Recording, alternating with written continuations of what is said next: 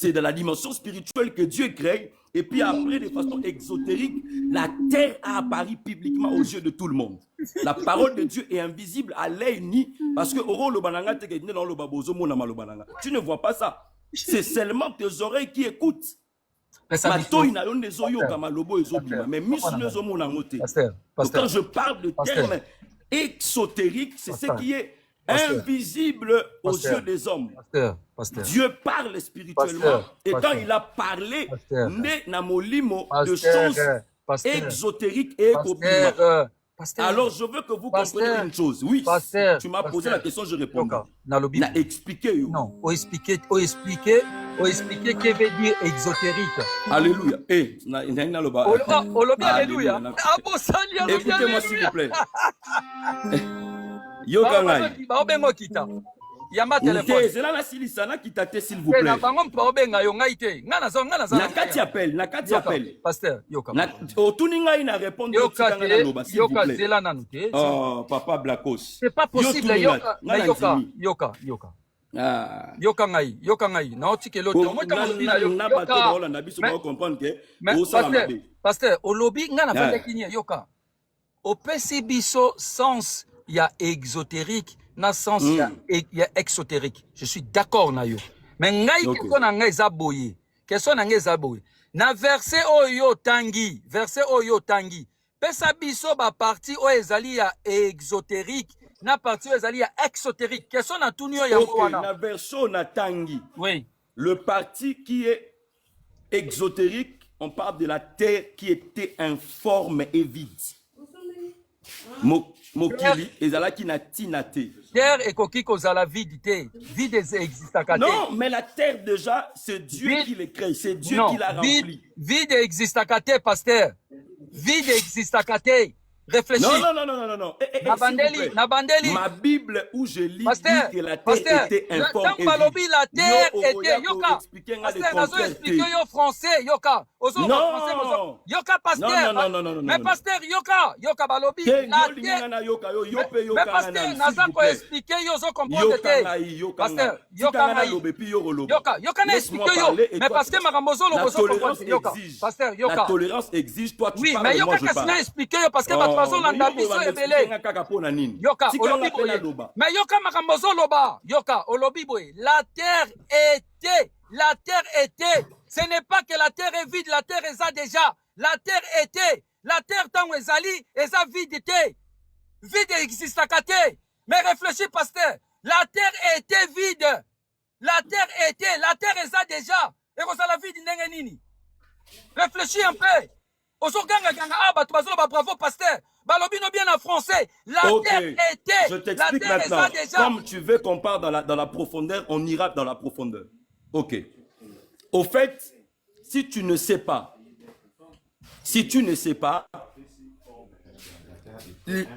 Eza, je veux peut-être dire des choses, tu vas après à comprendre en haut. En tout cas, je n'ai pas prévu entrer là-bas, mais j'entre. Parce que c'est important, il faut que comprendre Bissot. C'est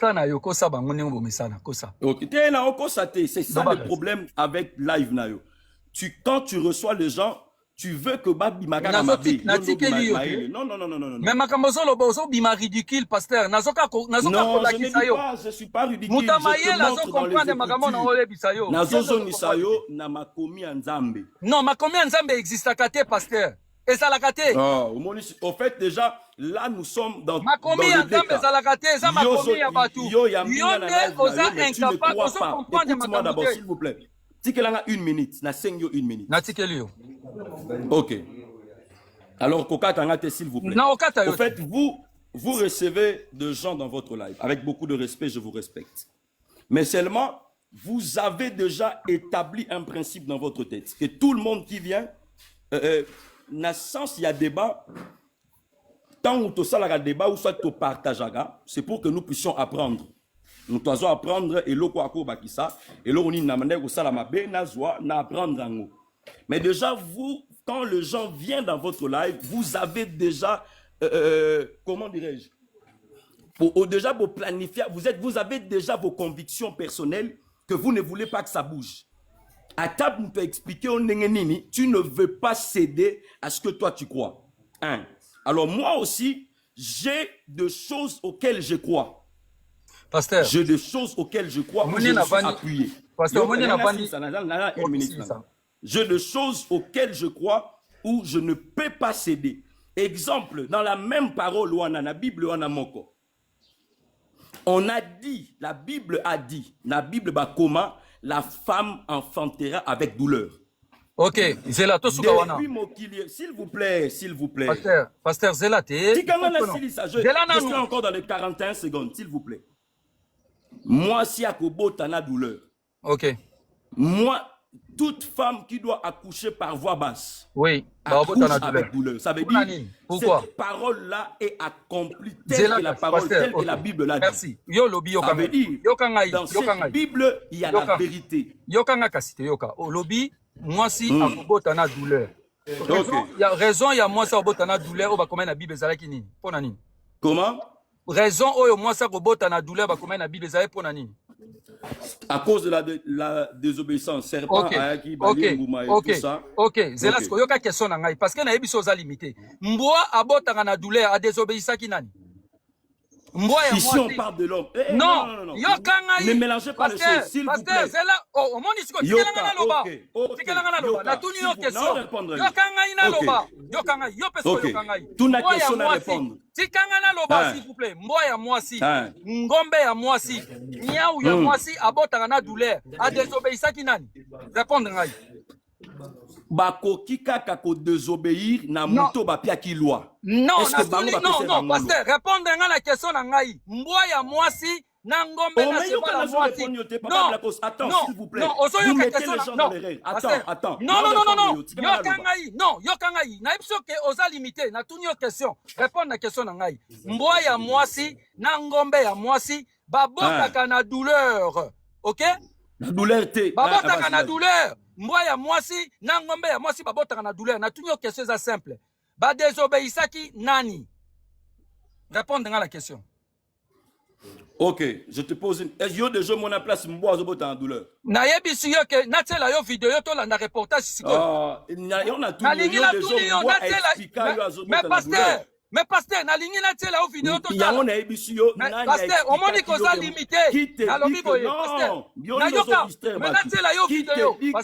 Pasteur, le gémissement ya mboa eza douleur. Pasteur, na lobi boye. La douleur par na banyama est traduit par quoi? Pasteur, yoka. Pasteur akei. Ma bloqué pasteur yemoko akei. Naïté hein, oh ba kitisi pasteur. Saint-Esprit est bloqué pasteur ba yebisi ke mawatro. Bomoni. Pasteur a bloqué oh. Bandeko. Omoni ba congolais baza bazoba. Ba congolais baza bazoba. Muto azote ya muto ayebi même pas que animal abotanga na douleur. Animal azalaka même na vétérinaire alandaka ye. Ba congolais pe bavandi ya bazolo ba merci pasteur. Tala ba congolais ya bololé. Ba yebi même pas que nyama botaka na douleur. Tala ba congolais baza bazoba na 2026. Un pasteur a yebi même pas que nyama botaka na douleur. C'est incroyable. C'est incroyable. Tala peuple bazanga cerveau. Aye pa vandi na kitsa kwi azoloba nzambe abotisaki mwasi na douleur sikoyo nyama tanga botanga na douleur asalaki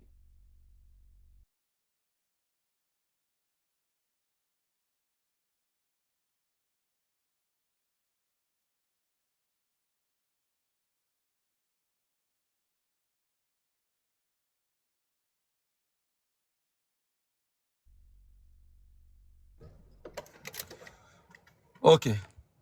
Maman Nana. Maman Nana. Maman Nana, lelo comprendre que bateau baza bazoba. Maman Nana oza.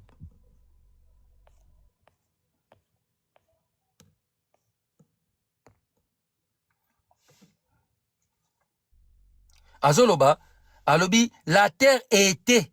La terre était. La terre était. Bazoloba no bien que la terre était. La terre est zalaki déjà. La terre était.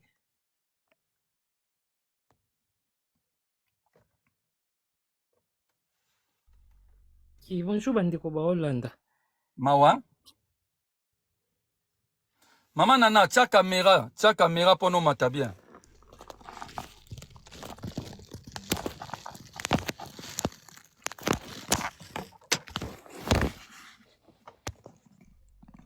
Maman Nana, tia caméra pour Nani no Simba. Ngalinga ba pasteur. C'est bon, hein? Oui, Loba. Maître Blacos, nga matika na ebisao maître, oyebi ke yo obebiseli pasta cop, ami bimisi penza atie longi na ye bamoni église pe bamoni aliaka wana aliesaka mwasi ne wana aliesaka bana na ye wana na minito tokoma iti na ba 570 et quelque sûrement bandimine pe bazalaki yango bakitisi ekope bebi yozobebisa bakopa bato balelaka wana maître balelaka wana yango komona ntango bamataka otuni pe aza capable awanga na esclavagisme yango tokomomona bango ebeye bakomi kowanga na esclavagisme balingi su kondima teke bakataka bakoko na biso maboko na makolo mpo bandimisa bango buzoba wana yango bayaka kodefendre okoyoka la bible edi yo somona papier na encre eloba eza baide ya bato bakotisi kuna na kati bavandaki na bango babi te fo tokolonize bato tokonza bango ifo totia bango baregle tokomela bango apres na esika tokita ya bamopanga mais ese bosepozaka bakestion boyeba biblia eyaka nde nini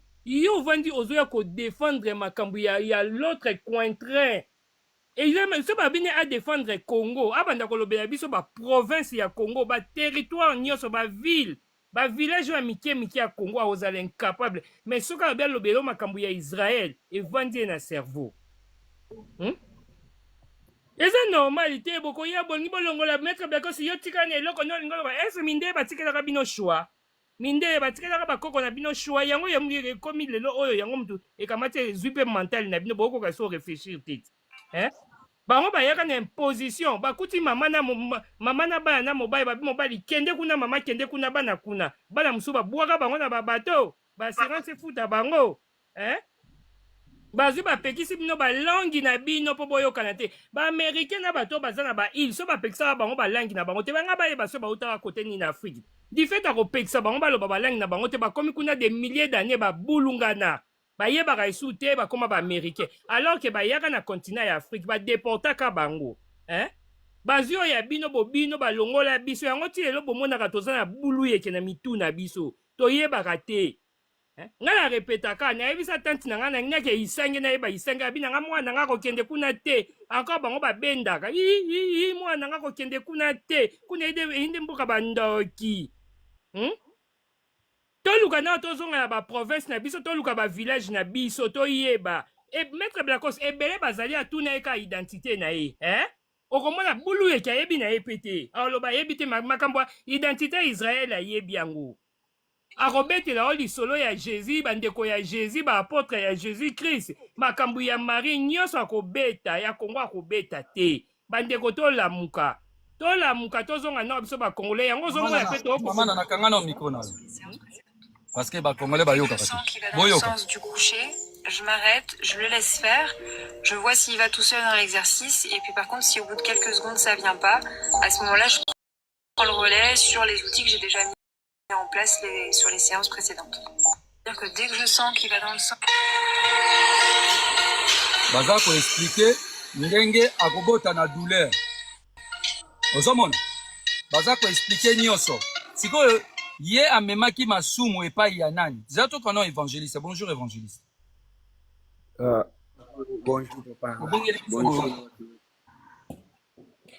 Merci beaucoup papa pour nous matisa ngai naza na esengo mingi eza deuxième jour na ngai komata na live na yo nalingaki kaka koyebisa yo pe kosenga na yo tango ozali kofungola live boye eza makambo nyonso te moto nyonso ayebi eza na makambo mosusu na ndenge tozali kopartage boye moto pe abénéficie eloko moko oyo nasepeli nango te eza kwa bamaloba oyo obimisa na suka esali bien te yo koza congolais biso nyonso toza bacongolais. Évangéliste bino bopesaka bato permission na baeglise na bino baloba oui baeglise mosusu ezalaka après na kati ya prédication omoni évangéliste omoni ngande na zabu soki naki na live moko bachrétien balinga même pas na mata oyo nga na osala na live oyo bakretien basala yango te soki akomati kaka na live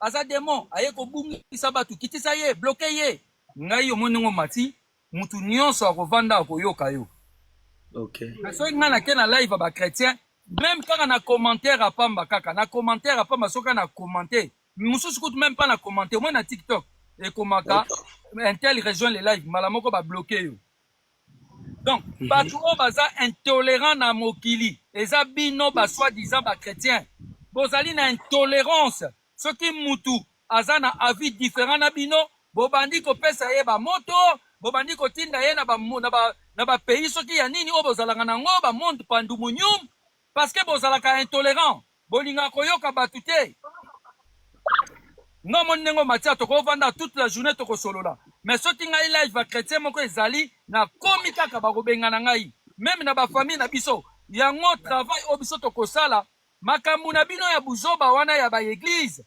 tokosilisa ngo baeglise ekoma lokola na poto baeglise ezali mais eza vide mukolo kongola akei sikoyo voilà mama nanasisa Maître Blacos, maman Makiesa alobaki yango lobi nazo répéter sous c'est dommage parce que évangéliste a quitté sûrement azo kanga na se.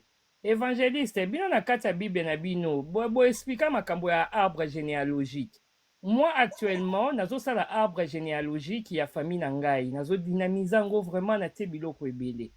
J'arrive et pas ya na ngai ya mobali nasengi ye asi atindelaki ngai kutu pour dire atindelaki ngai tout ce qui est bacoordonné nyonso ya bana na bakoko na ye nalamuki mpo nazalaki hospitalisé nazali na bamakambo ebele ane oyo en fait nazongeli nde arbre yango mpo nasilisa namoni yango esu te sûrement bamessage éphémère ezalaki activé nayebisi non luka otala soki yo omoni yango salaka akopie kole etindela ngai même na mail même na whatsapp en tout cas namoni yango lisusu te et na même bouton tozali kosola na ye abandaki mpe kotindela nga bacoordonné mosusu atindela nga namonaka subitement 3 heures après nazali kokotisa badonné aefface nazongeli nga bi oefface poani namoni akomeli nga message vi baconviction na ngai religieux vi mpe ndenge yo namonelaka yo façon na yo okoma kokende par rapport à religion ya Jésus na Dieu je pense que maintenant nakopesa yo lisusu bacoordonné te parce que naza kobanga donc abimisi nga lokola ndoki nakolia babiloko neki ndoki ka nde bino moko bodefinisaka kindoki na répéta à chaque fois ayepa biso kindoki eza na signification mosusu eya moto aza rempli na connaissance abimisi ngai ndoki nde bino moko bolobaka donc ordinateur arbre généalogie eza eloko moko eza riche eza mpe identification en même temps donc obokopesa bacoordonné ya bana o mpo eya kokota na kati mpo na nini moto ana kindoki mais na kati ya bible na bino arbre généalogique ezali est ce que eza na sens toyamba pasteur toyoka ye. Bonjour, papa pasteur. Bonjour, pasteur. Pasteur Joël, bonjour. Maître, Joël Tatou. Bonjour, pasteur Joël, vous êtes là? Pasteur Joël. Bonjour, pasteur. Bon, pasteur à quel là? Yawana Kimina. Nani. En fait, Lyon, maman Nana, bonjour. Lyon, au Copenhague et l'Oromoroté. Tant besoin échanger, à la qui téléphone naïe et bandako sonner à tout moment. Et ça n'a pas membre église naïe au bazala kiwana bazo kota Google bazo souffler ba message. C'est pour ça à tout moment. Et bandeko kata kata. C'est ça. Donc tia kiti à ke ko étudier koti Google, il y a moi ça la demande pas matin en force. Oui. Je sais. J'ai bien compris le truc. Voilà Saint-Esprit spirituel. Si, bandeko ba message à tout moment, ndoko même ba peine bandeko kota. Moi tu vas me souvenir bazala ba opc ba réponse. Si, c'est ça. J'ai bien compris le truc en fait.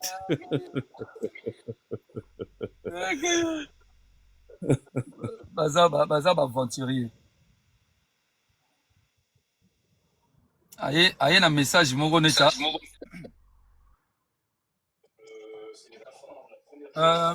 Papa Joël, Tomatis yo mozolo bate. Bonjour Ndeko Franco, bonjour. Oui, bonjour papa. ndeko nanga kanga na micro parce que pasteur amataki ape tokozonga pa na yo. Bonjour pasteur. Bonjour papa Boni. Papa rocha caméra na s'il vous plaît, soyez au déranger yote. Te caméra te non cha caméra te. To so la bra audio. OK, oza pasteur. C'est audio. Ah. Ali pasteur église un message tant de la fin. OK. Question il y a sujet à live yango wana, biso to lobi Dieu aza incompétent. Biso to lobi oui. Ceux qui yo yebi que Dieu aza incompétent ou expliquer biso pour faire incompétent ou peut biso ba compétence na ceux qui yo moni aza compétent. Merci. Bon, merci pour la parole. Vraiment, si j'ai OPC, si j'ai moi malam, pour dire que Dieu n'est pas, Dieu était compétent. Là, je dirais c'est faux et archi faux. C'est faux et archi faux. Dieu n'est pas incompétent. C'est plutôt l'homme qui est compétent. L'homme que Dieu a créé. Tozo le bel Dieu, papa. Tikala na Dieu. Papa pasteur. Papa pasteur. C'est ça les problèmes, il y a bino, biso ba congolais. Tu comprends la qualité des fois. Question est simple. Naïm mutu na lobi Dieu aza incompétent. Nga a trouvé Dieu incompétent. Le sujet c'est Dieu, c'est pas l'homme. On parle pas de l'homme ici, on parle de Dieu. Nga si qu'on a trouvé aza incompétent. Yo soko matina panel. Yo trouvé que makambo nga na lobi eza juste te. Yo prouvé biso siko compétence ya Dieu. Tozo le bela l'homme awate. Tozo le bela monsieur Dieu. Ça va. Nzambe aza compétent. Pourquoi? Parce que Nzambe na soki yo oza vie. Soki lelo ozala mutuka wana ovandi na mutuka. Soki lelo ozala mboko ozali. Oh yebi définition ya compétence. Pasteur, soko sali CV na yo, okotia nini comme compétence? Est-ce que yo tia na lobamke? Non, na tuni question. Na s'exprimer et puis ozo comprendre mo wana te. Yango na tuni soko yebi compétence elaksi nini? Soki yo sali CV, okotia compétence nini na kati ya CV na? Bon, tiens, répondre à la question à Ngaï, pasteur. Mais laissez-moi d'abord parler et puis répondre à la question à Ngaï. Ce qui au sali CV, au quotidien nini comme compétence na CV na yo. Répondre. Na lobby, ce qui aux ana débat, il faut nous tirer répondre à la question est simple, papa. Répondre à la question. Pasteur, ce qui au sali CV, au quotidien nini comme compétence na kati. Na lingite ke eto ke la brutalité. Neti na menace. Ah ngai c'est pas. Papa. Pasteur. Na lingite ke la brutalité la menace. Pasteur Yoka. Tozana 400 personnes bazolanda biso. Question eza simple. Yo tant que pasteur, ce que au sali CV, OK? Au sali CV, pasteur au sali CV. Au kotia nini na kati comme compétence, s'il vous plaît. Bon, yo on va répondre yo. Na répondre yo. Ozavala papa. Tovani nya pona to yoka yo. Bon, ça va. Tango solo bana na tina compétence. Eza biloko oyo mutu asana yango. Ba force mutu asana yango. Soit biloko oyo ya makasi oyo mutu na ko expliquer nini. Tant la compétence na CV na CV na ngai, déjà ba biloko oyo na matière na yango. Vous comprenez?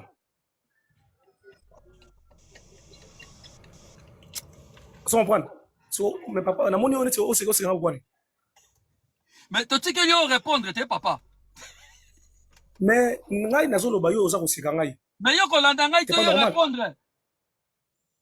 Mais tant ozali oza responsable. Tango yo papa yo kana tango oza responsable. La question est simple. Zela na na biboy. Tango yo tie question ou poser question na yo. C'est que on va rien na question posée. Mais faut tika ba s'exprimer. Soki mutu yo kana soki mutu o makamazolo ba eza na yo e moni kiza eza yango te. Mais bande ko mutu bozolanda live. Est-ce que nga nazoloba? Bande ko boza ba témoin na ba chrétien bino mutu bozalia. Est-ce que nazoloba tant pasteur azoloba? Bon répondre bino moko. Est-ce que nga na oloba?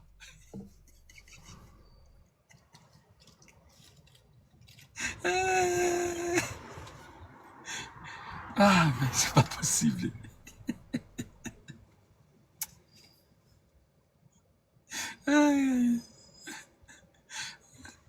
Pasteur, fous-moi la micro, non.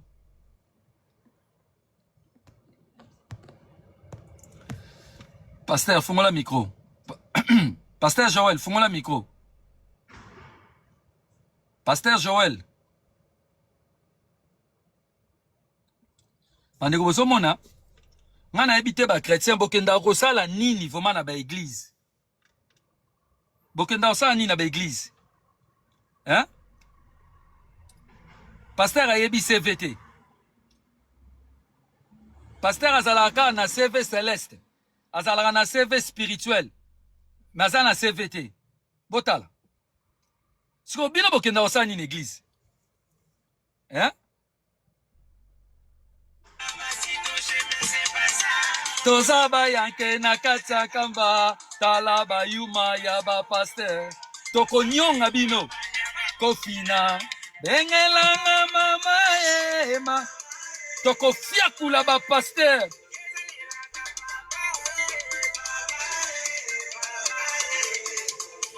tala ndenge nazobeta ba pasteur tala ndenge nazobeta ba prophète bayuma bakini bazongela bango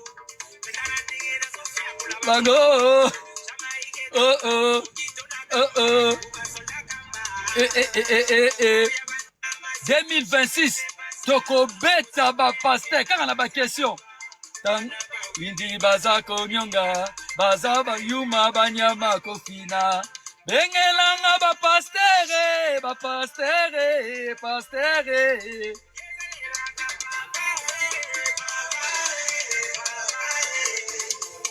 Tala ndenge tozofia kula ba pasteur.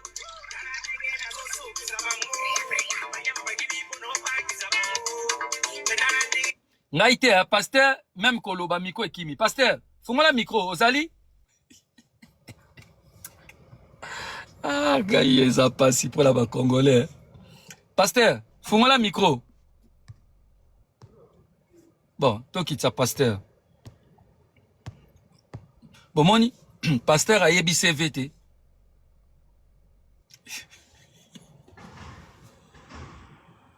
Ah, gaya. Franco, mbote papa. Oui. Tozo yokayo. Bon, ngana kotiawa, c'est juste pour na relever live na yo parce que makambo ebele batwazo kotana bazo loba n'importe quoi. Dieu est incompétent, oui. Pourquoi? Parce que le concept de Dieu déjà, comme on le présente dans tous les livres, est faux. Dieu, c'est pas quelqu'un qui est assis sur un trône. Ça, c'est déjà numéro 1.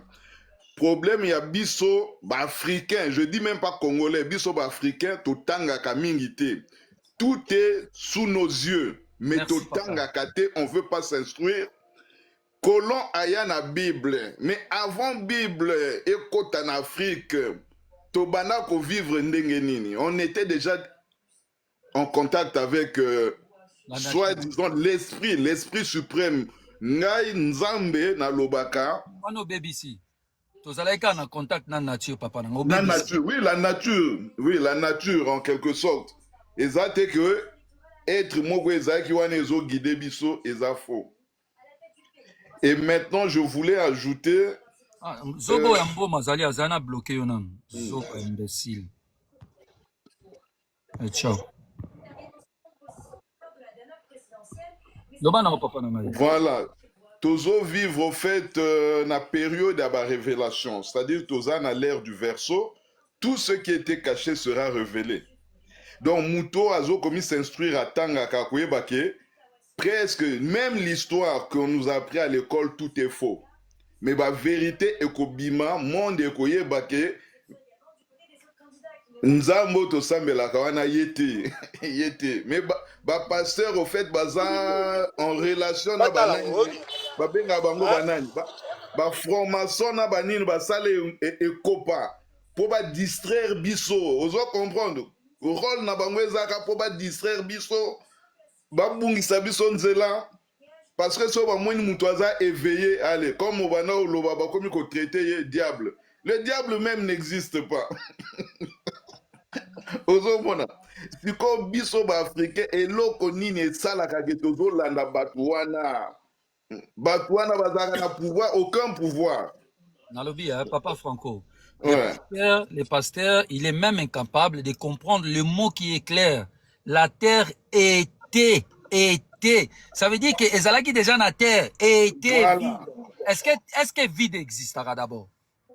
Mais non, mais le problème c'est que ngana lobby au moni Bible déjà eza plagiat ya ba écrit ya kala. Non, kokene no kutukuna te parce que bango baza incapable ya koyeba makambo wana. Totikala kaka na kati ya logique ya sens ya mot. O ya zote ya ba congolais tous les jours, o ye mokaza incapable ya ko comprendre. Totika na sens wana. Oui, mais faut côté un peu batou na sens biso to lingi parce que soki éveille lingi et salema. Batou na faut ko police bango parce que ezana batou pe ata osende ni ba ko lamuka te ba mando landaka batou wana. Voilà, papa. Merci Voilà. beaucoup, Franco. Merci pour ta présence, pour nous édifier. Merci. Maman Sonia, bonjour. Merci.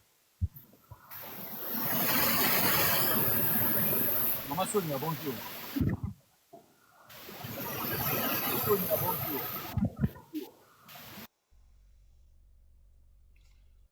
Maman Sonia.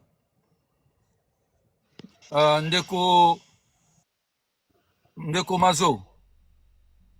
Mazo, bonjour. Ndeko Jacob, bonjour. Bonjour. Comment vous allez, mon frère? Kimia, papa. Si j'ai à live yangoana, Dieu est incompétent. Biso tolobi oui. Ceux qui yo pour lobi oui, oyebisi biso pour nani naza incompétent, on peut si biso ba incompétence na ye. Ceux qui non, que Dieu a compétent, on peut si biso ba compétence à Dieu. Dieu est compétent, oui. Et ça biso ba compétence na ye kasi. Nzambe sa sali mokili na ya salaki nyonso oyo ya ye. Pesa biso ba compétence na ye, pesa biso ba compétence na ye. Soki yo kei olingo luka musala. O sala CV, non? Si. OK, o tcha nini comme compétence na CV na yo? Profession onga na sali. Compétence oyo rotia, oyo rotia. Soko ke luka musala, o tcha nini na CV? Na kotia misala oyo ngai na za professionnel nango. Par exemple, dans la CV siko, pesa biso ba compétence oyo rotia na kati. Naza technicien, naza professeur. Na kotia babiloko oyo na tangi wana. OK. Onga na sali. Tango okoma na musala, soki balobi na ola kisa technicien na ola kisango, non? Na ola kisa. OK. Siko pesa biso compétence en Nzambe. Réfléchis bien, qu'on réponde de cas parce que au répondre. Réfléchis.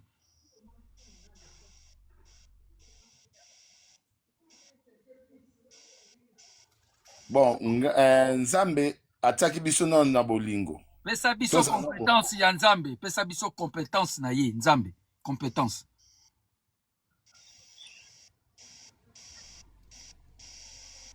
Bon, nga na otika po na landa bien na koti siko mutu mususu aloba nanu. Après ngai na oloba parce que makambo nga na oloba yo obandose. Deko loba awa, pesa biso compétence ya Nzambe. Na mona ke mkwana na live ozotanga koma Nzambe ozolobela batu, pesa biso compétence na yao. Si compétence ya Nzambe o Nzambe Nzambe asali na mokili ate na bolingo liboso. Pesa biso compétence na ye, pesa biso. Na outi ko expliquer biso na CV na yo okokoma makambo oyo salaka. Soko kei na société wana batuni yo olakisa oyo sala kokolakisa. Donc réfléchis na ndenge ya CV na yo, sikoyo pesa biso pe ba compétence ya Nzambe. Soki Nzambe asali CV na ye ba compétence na ye oya kutia, soki batuni ye keso alakisa. Yango wana. Bon, Nzambe eloka liboso Nzambe apesi biso na souffle de vie. Non, wana eza compétence na ye te, pesa biso ba compétence ya Nzambe. Asali yo asali ngai. Non, eza ba compétence na ye te. Pesa biso ba compétence na ye, s'il te plaît réfléchis. ozaka ko répondre na makambo yo ba yebisa yo. Réfléchis un peu. Bon, Nzambe a miracle et manifesté na mutu. Allez, kita. Kendo réfléchir na se. Mbote ndeko Alice. Oui, bonjour à tout le monde. Ezanga idede na continue na compte ya moi si pour compte na bloqué. Ah, yo dede, yo mutu matai na live kuna mkoano mandako lo banazando ki tout ça là yo no? Non na compte na live na yote. Na live à Yuri. Yo en Angleterre, non? Ti na na France. OK. Ça va. Ouais. Pasteur Azongi alongoli komba pasteur pona bon mona ta est-ce qu'on a komba moisi. Saint-Esprit et ebisi pasteur. Longola compte wana ya komba pasteur, yaka ce qu'on a komba moisi mais la voix mobali.